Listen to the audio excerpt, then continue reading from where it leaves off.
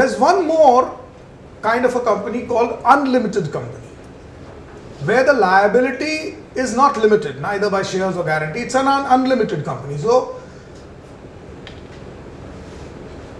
it's as good as a non-incorporated. A partnership firm has unlimited liability.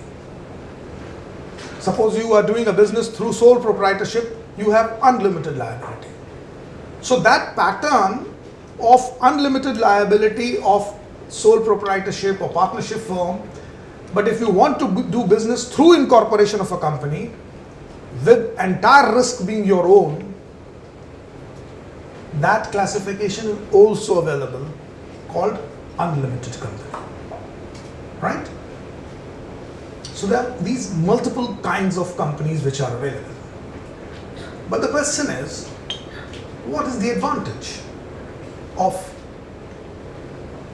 incorporating a company? There are many. Like, a company has a separate legal entity from the individual who's promoting the company. The individual who promotes the company is called promoter.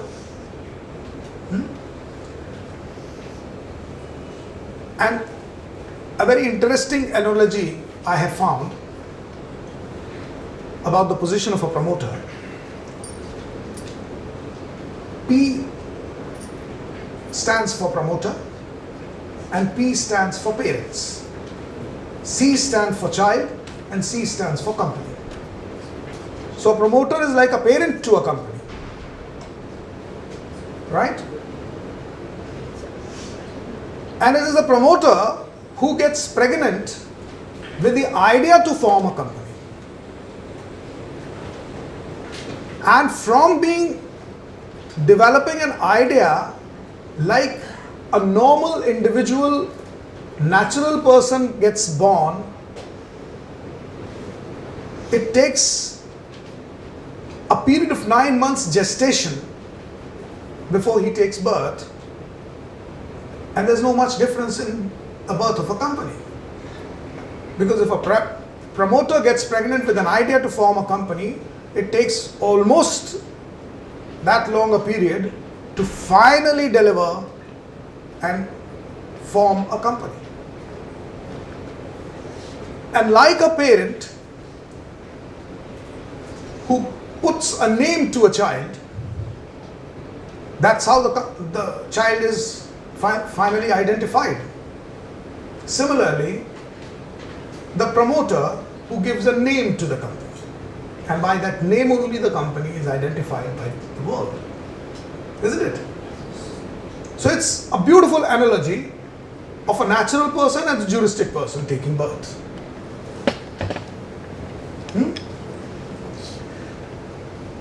Every person must have an address where that person can be found. Similarly, a company must also have an address. Like the moment a child is born, the parents are issued a birth certificate. Similarly, the day the company is born, a certificate of incorporation is issued by the ROC to the promoter. लीजिए भाई आपका बच्चा पैदा हो गया. अब ये certificate ही conclusive proof है that this child exists in this world, isn't it? So see, by incorporation, a new person is born who's different from the promoter. Like the moment a child is born, comes out in this world, he becomes a separate entity from his parents. That individual has its own kismat or bhagya, different from parents. And similarly, after incorporation, the company becomes a different entity from the promoters. So the first advantage is a separate legal entity, a juristic person. There's a leading case onto this. तो आपको एक कहानी सुनाता हूं। There was a shoemaker by the name of Solomon. निश्चित भी यहां पर बैठे, बड़ा अच्छा लगा। Good.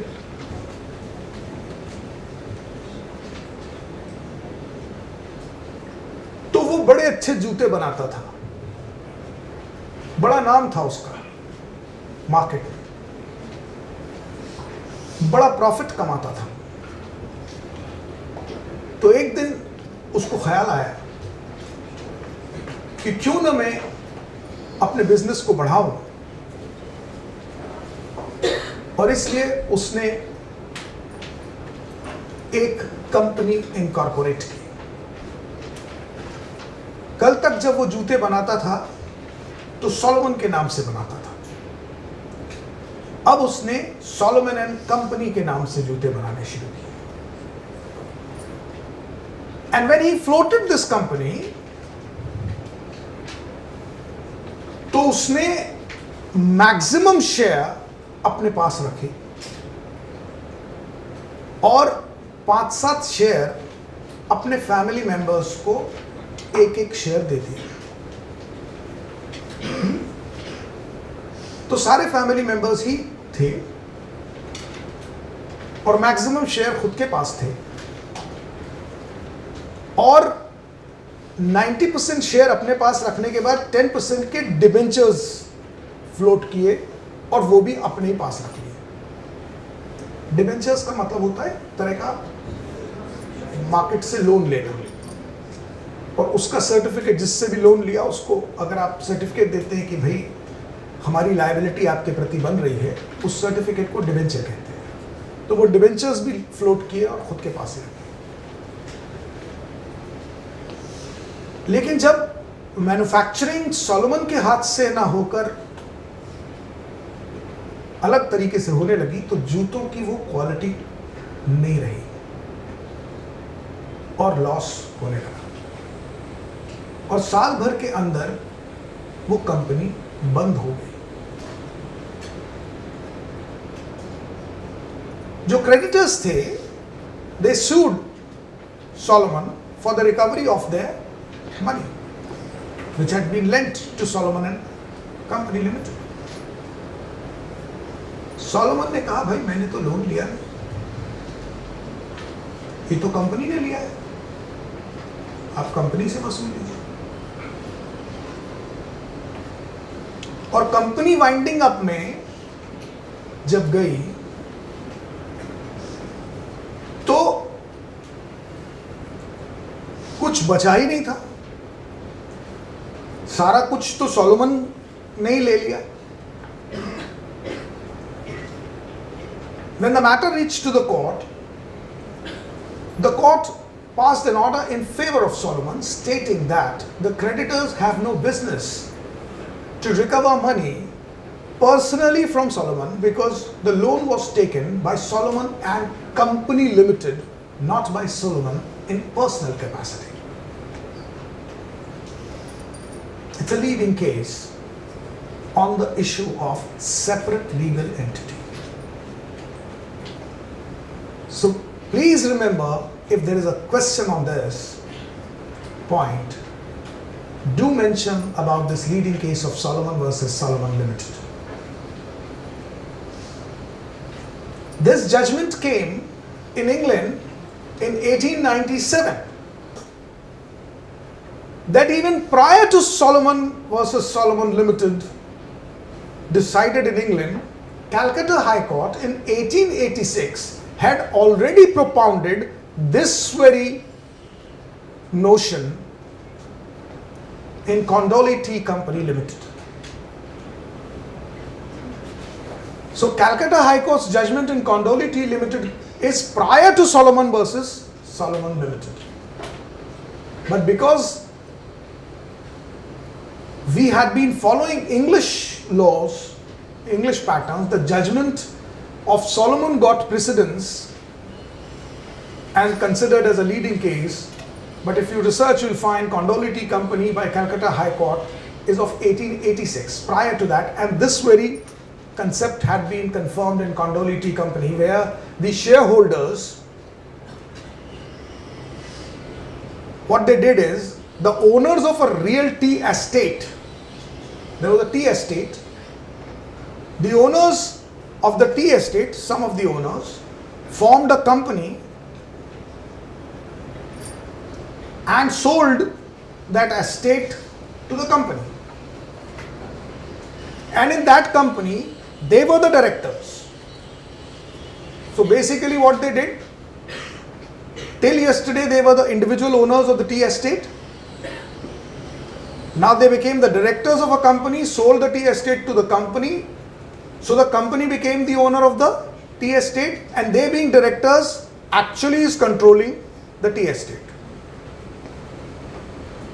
When they did all this, what happened is that the transaction invited taxation, because there was a sale by these owners to the company.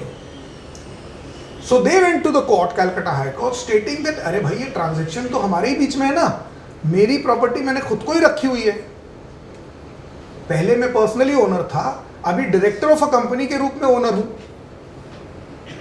so this should not invite tax.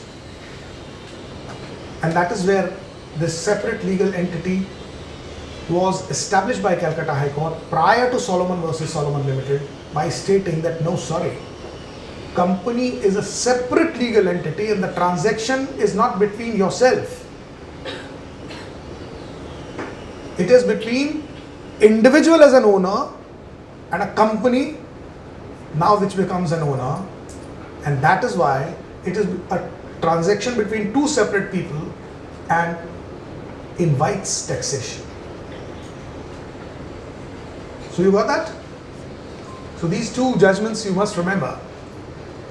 Then another advantage of a company is perpetual succession.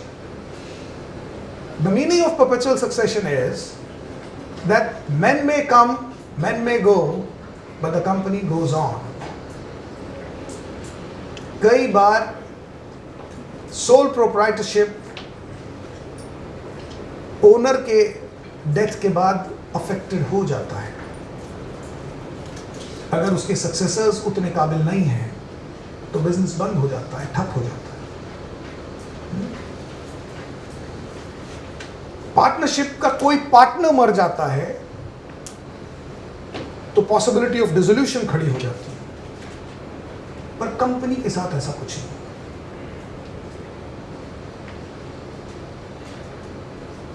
Men may come, men may go, but the company goes on.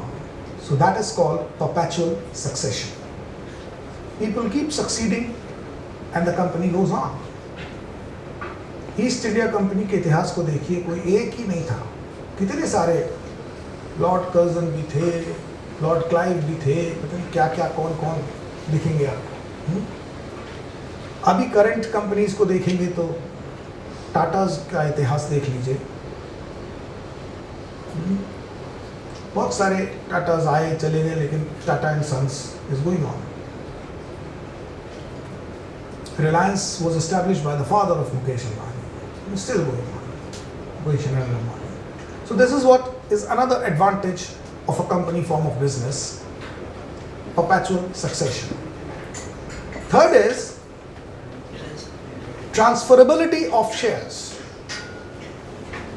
Another advantage, transferability of shares. You have an ownership of a company to the extent of the shares you are holding in the company. जितना share आपके पास है उस company का उतने proportion के आप owner हैं।